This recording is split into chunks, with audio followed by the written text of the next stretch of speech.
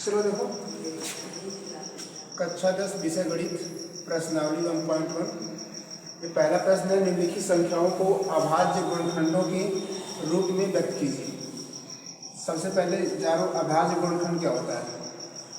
ऐसा कोई भी संख्या जिसका एक और खुद के अलावा या स्वयं के अलावा कोई तीसरा गुणनखंड न हो, उसे बोलते हैं अभाज्य संख्या। तो सबसे पहले दी गई संख्याओं का गुणनखंड कर लेंगे। तो यहाँ पर लिखेंगे 140, इसका करेंगे गुणनखंड।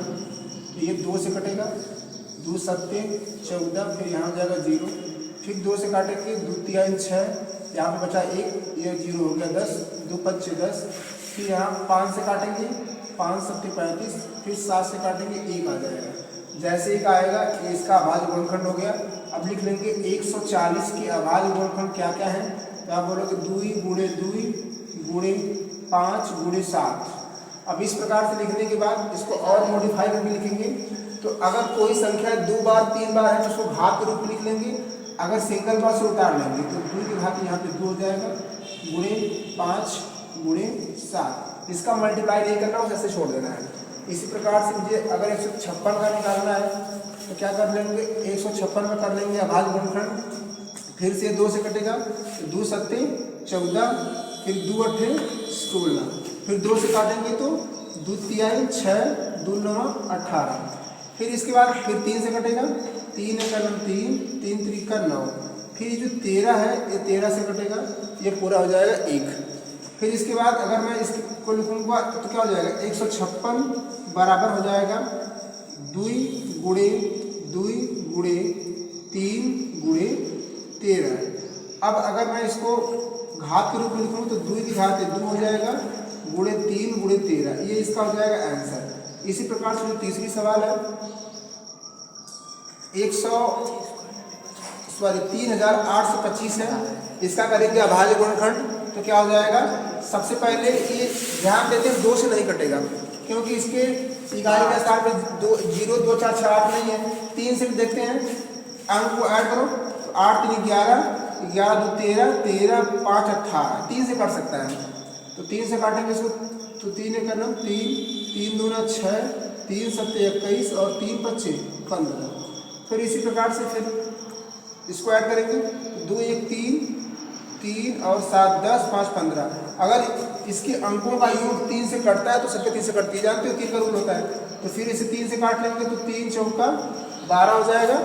फिर यहाँ पर हो जाएगा 3 दूना 6, 3 पच्चे 15। इसी प्रकार से फिर इसको आप 4 2 6 5 11, 3 से नहीं कटेगा तो 5 से काटेंगे, ये हो जाएगा 5 और 40, फिर हो जाएगा 5 पच्चे 25।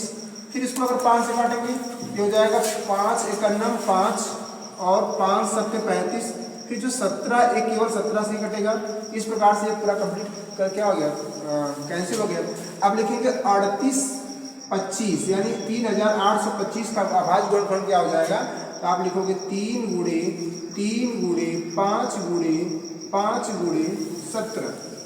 अब ऐसा करने के बाद फिर आप फिर से वही काम करेंगे। आप कहेंगे सर इसका जो डबल है ट्रिपल है उसको घात रूप में लिख देंगे, और जो सिंगल टाइम है उसको ऐसे कॉपी कर लेंगे। तो 3 के घात 2 हो जाएगा, 5 के घात 2 हो जाएगा, और 17 सिंगल टाइम उसको कॉपी कर लेंगे। फिर आगे देखेंगे 5005 का, यहाँ पे लिखेंगे 5005। 5005 का जब निकालेंगे तो यह हो जाएगा, मेरे हिसाब से ऐसा नंबर है जो किसी से नहीं कटेगा, केवल 5 से कटेगा। तो 5 जैसे काट लेंगे तो 5 एक 5, ये 0 उतर जाएगा, ऐसे ही 5 एक 5।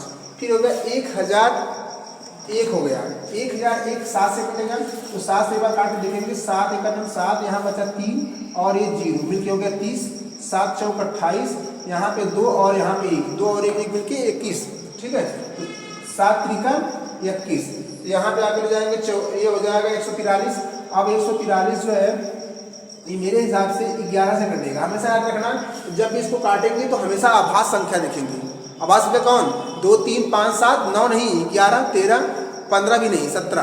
ठीक है, ऐसे काटेंगे। तो काटेंगे इसको किससे, 11 से जब काटेंगे तो 11 का नाम 11, यहाँ पे 3 बचा और 3 मिलके कितना हो गया, 33 हो गया। तो 11 3 33। अब ये 13 आ गया तो 30 से कट जाएगा। तो आप लिखोगे 5005 का जो अभाज्य गुणनखंड होगा वो 5 × 7 × 11 × 13, इसको मुझे दोबारा लिखने की जरूरत नहीं पड़ेगी। क्यों? क्योंकि यहाँ पे ऐसा नंबर है जो सिंगल टाइम है। अगर कोई नंबर डबल होता क्या करते, स्क्वायर लिखते, ऐसा कोई नंबर है नहीं। अब यहाँ पे देखेंगे लास्ट सवाल जो आपका 7429 है। 7429 को जब काटेंगे तो इसके आगे ले जाएंगे, ये तैयार करके 17 से काटेंगे इसको। 17 से काटेंगे तो 17 पढ़ना स्टार्ट करेंगे। 17 × 1 = 17, 17 × 2 = 34, 17 × 3 = 51, 17 × 4 = 68। ये क्या हो जाएगा 4 बार में 17 × 4 = 68। 68 में 2 जोड़ेंगे 70 और 4 हो गया 6। 6 में 2 जो कितना हो जाएगा 62, तो 17 × 3 = 51, तो 17 × 3 = 51 हो जाएगा। ये बचेगा 11, 11 और 9 में कितना हो जाएगा 119, 11 और 9 में कितना हो जाएगा 119। अब 119 17 से कटेगा, कितनी बार में 17 सत्ते 119, तो 17 बार में कट जाएगा। फिर इसके बाद हम करेंगे, अब इसको 19 से काटेंगे। 19 से काटेंगे तो 19 × 38 और हो जाएगा 19 × 3 = 57। फिर इसको 23 से काट देंगे, पूरा कट जाएगा। इस प्रकार से आप देख रहे हो कि 7429 का जो अभाज्य गुणनखंड होगा वह 17 × 19 × 23 होगा। ठीक।